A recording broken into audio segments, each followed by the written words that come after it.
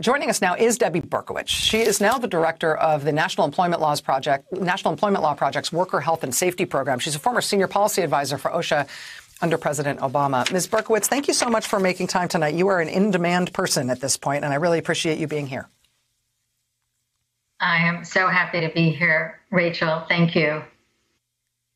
Let me ask you, you obviously are a well-steeped expert in all of these matters that I am approaching as a layman and an observer. Let me just ask you in all humility to please correct me or let me know if I'm looking at any of this the wrong way around, or even if I'm just emphasizing the wrong things in the way that I'm trying to explain this situation. No, I think you are totally spot on, and it's something that is just very hard to wrap your brain around, that the president has essentially said to 500,000 blue-collar workers out there working these really hard jobs in meat and poultry plants that he doesn't care if you get sick or you die, because he wants the plants to be open so, you know, his corporate executive friends can keep making money. I think that one of the things that's important to point out is the president didn't have to do this. He is creating a false choice that you can either feed America or keep workers safe. And you can absolutely do both. And a caring industry would do both. I think that there is, because we are in a crisis, because so much of this unprecedented, of what we're living through right now is unprecedented, I think there is actually a lot of sympathy and people are willing to give the government a lot of leeway in terms of understanding that some things are hard to do, and that some things may be nigh on impossible to do, but you've got to try to do them, and you know you won't hit perfection, but at least if you try and you fail a little bit, people will understand. I feel like that's true with a lot of things that have gone wrong. But in this case, I feel like there isn't a case for nihilistic resignation.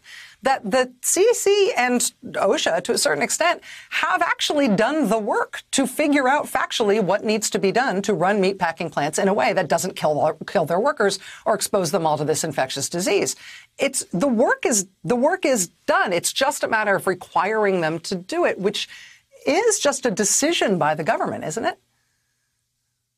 Yeah, it's another stunning thing is the Department of Labor, headed by Eugene Scalia, you know, OSHA, the agency I once worked at in the last administration, has chosen, this is a choice, not to enforce any requirements in the meat industry to protect workers.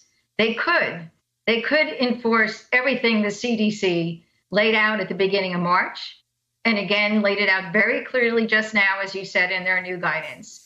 The industry, you know, looked at these recommendations, they're voluntary, and in the end didn't implement them. Didn't implement them, even though workers and unions and myself, we all called for them all through the month of March. And the result is, you know, as you said, over 3,000 workers are really sick. 20 workers have died. It's spread into the communities. And this didn't have to happen. Had the industry implemented these measures, they would still be operating right now. They wouldn't be shut down. Let me also ask you about the language that has struck me as unusual, perhaps unprecedented. In the CDC's report on what happened in that Smithville plant in South Dakota, we're seeing echoes of it a little bit in the joint CDC-OSHA guidelines, the voluntary guidelines that were produced by the administration this weekend. You're an expert when you look at those things. I'm just a person who specializes in reading comprehension. And in comparing different EpiAid reports from CDC, from different types of outbreaks and crises over the decades, I feel like I have never before seen all of this mealy-mouthed, you got an out here kind of language saying, don't do this if you don't want to, just consider this if feasible, if possible, you might want to mull this over. I just feel like it doesn't read like a public health document usually does. It doesn't read like CDC instructions usually do after they've done one of these investigations. But again, I would like your expert opinion on whether or not that seems strange to you as well. I think CDC knows clearly how to prevent the spread of COVID-19 in these plants and how to prevent it from spreading back into the community. I think what happened is they wrote it all up, and somebody in the agency clearly took a pen to make it seem like, well, but you don't really have to do it. This is voluntary. And I think there's a real price to pay for this kind of, I would call it government malfeasance, for OSHA not to just take these guidelines and make them mandatory. That you have to redo your production lines so workers are 6 feet apart. You can't make them work shoulder to shoulder, thousands and thousands of workers lining up along metal tables in these cold, wet, noisy conditions. You know, everybody making 10,000 cuts a day. Their CDC actually recommended that they restructure them, that workers don't work on both sides of these tables, that they work 6 feet apart, that they build tents for the break room so thousands of workers don't all go to break at once. You know, the meatpacking industry, on a normal day, workers don't have time to go to the bathroom. So it's really having to change the way they do business and slow down the line.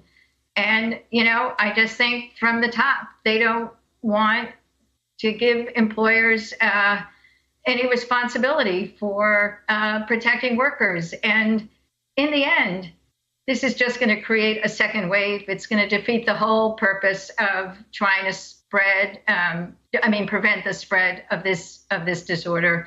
And it's a really stunning development.